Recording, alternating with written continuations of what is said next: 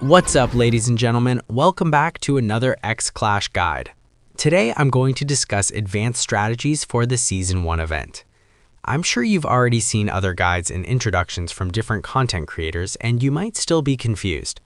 With this guide, I'm confident I can give you clear and practical strategies, especially on what you should focus on early for your account or castle, your union, and your kingdom.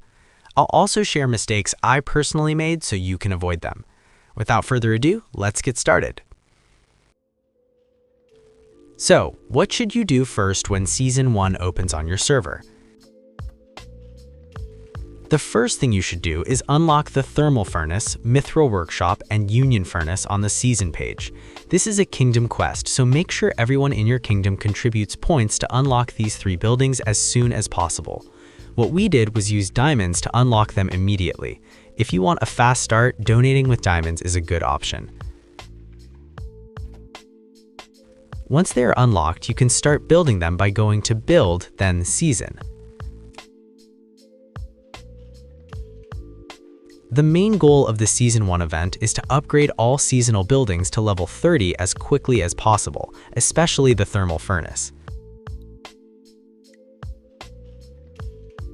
To progress with upgrades, keep hunting monsters until you can no longer defeat them.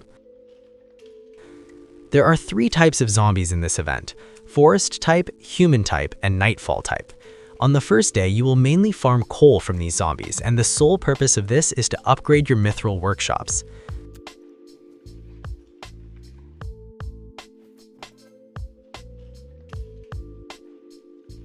Elite zombies are much tougher, so you will need to raise your castle temperature. Ask your teammates to help heat up your castle.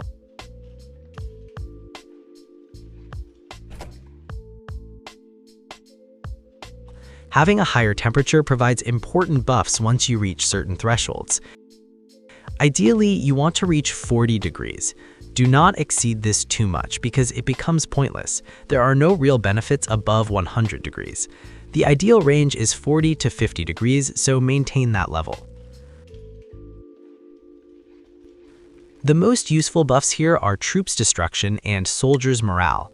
Troops Destruction increases your damage when attacking frozen castles, breaking ice, and unfreezing frozen cities. Once your temperature is high enough, you can start rallying elite zombies. These zombies have resistance stats. The lower your resistance, the harder they are to kill. The higher your resistance buff, the easier it becomes to farm and defeat them. My advice here is to not overthink resistance early on. Keep attacking and observe how much you lose per single attacks or rally. Stop when the losses become too heavy or when you can no longer win.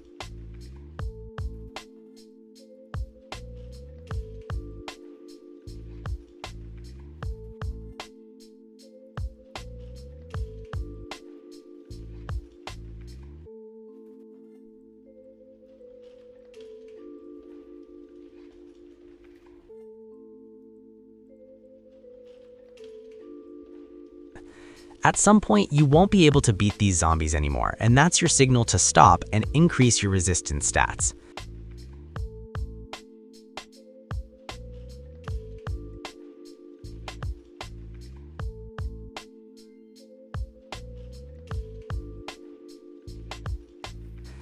A common question is how to increase resistance and which buildings provide it.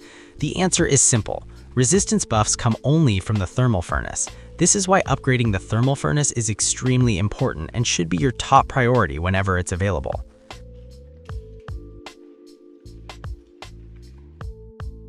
Now let's move on and talk about the Union Furnace and Union strategy. All Union members should donate coal as fuel to keep the Union Furnace running and donate gold to upgrade its level. The Union Furnace provides a heat buff to all members within its range, shown by the blue zone. Staying inside this area helps staying warm and preventing you from freezing. It's also important to flock around cities, since cities provide an additional 10 degrees of heat.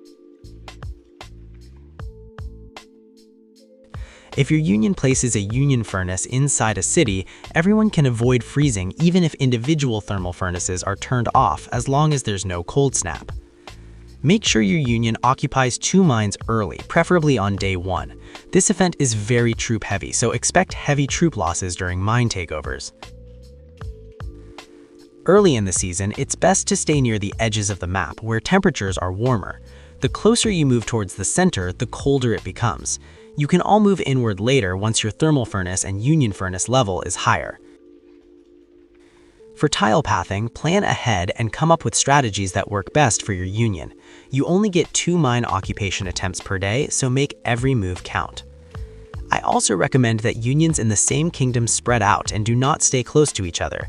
This event rewards a divide and conquer approach, which is better for kingdom activities and leaderboards. In the early game, each union only has 3 mine slots. Capturing villages or cities grant additional slots. Each city you occupy gives 1 extra mine slot. For example, occupying 3 cities gives you a total of 6 mine slots. Frost mines are your union's main coal income, similar to resource buildings in your castle. The higher the level of the mine you occupy, the more coal your union generates over time.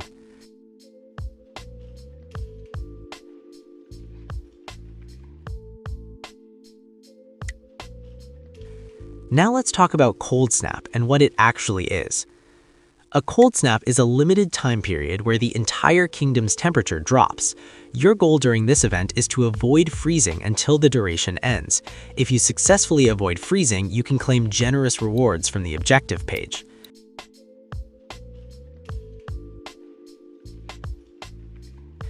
When a cold snap starts, activate and overload both the thermal furnace and the union furnace.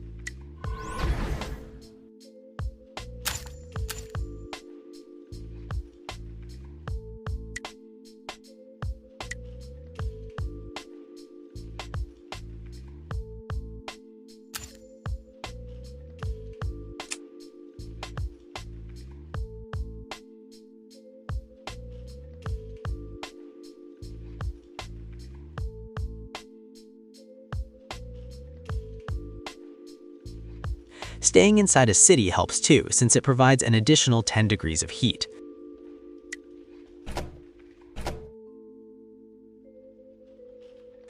With everything activated, my castle temperature stays around 6.5 degrees, which is ideal. You never want it to drop to -20 degrees, or you'll miss out on the rewards.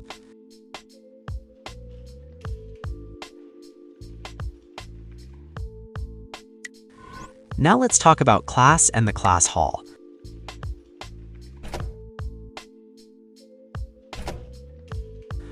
There are already guides out there covering the class hall introductions, so I'll focus on what I personally believe is worth upgrading. Your top priority should be the EXP bonus, since every zombie kill grants extra class experience. Next is excellent contribution. I personally do not recommend abundant food, since its benefits are minimal compared to other skills. Siege Engine is very important. This buff greatly increases damage output when unfreezing cities, especially level 2 cities and above. Since unfreezing costs 5 stamina per attempt, maximizing troops destruction is extremely valuable. This is also why maintaining 40 degrees temperature is important, because it allows you to reach up to plus 500 troops destruction. Next is Art of Construction. This skill gives bonus class experience when upgrading feasible buildings such as the Mithril Workshops, Thermal Furnace, and Hall of War. As for Construction Mastery and Research Mastery, I'm holding my skill points for now. Their buffs are not very impactful early on, and stronger skills unlock later.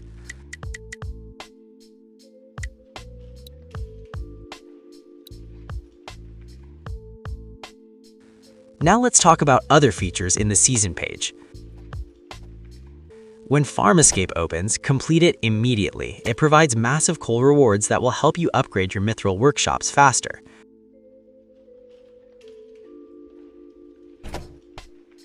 You can also obtain coal from the Season Pass. If you purchase it, coal farming becomes much easier.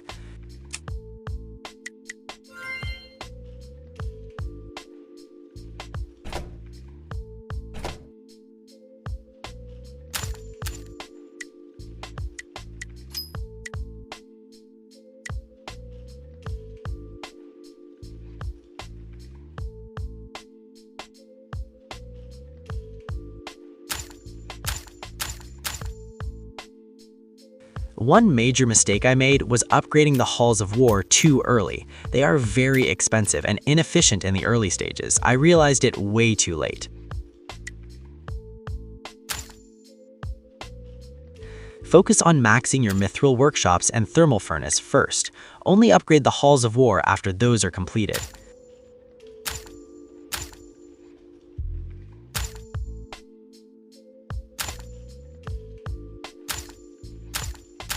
And that's it for today's guide covering the Season 1 event and my advanced strategy tips.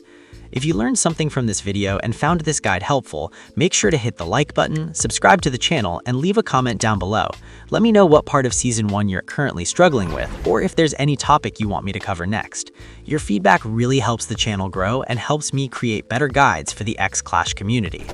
I'll be uploading more Season 1 content, including deeper strategy breakdowns, mistakes to avoid, and updates as the event progresses, so make sure notifications are turned on so you don't miss them.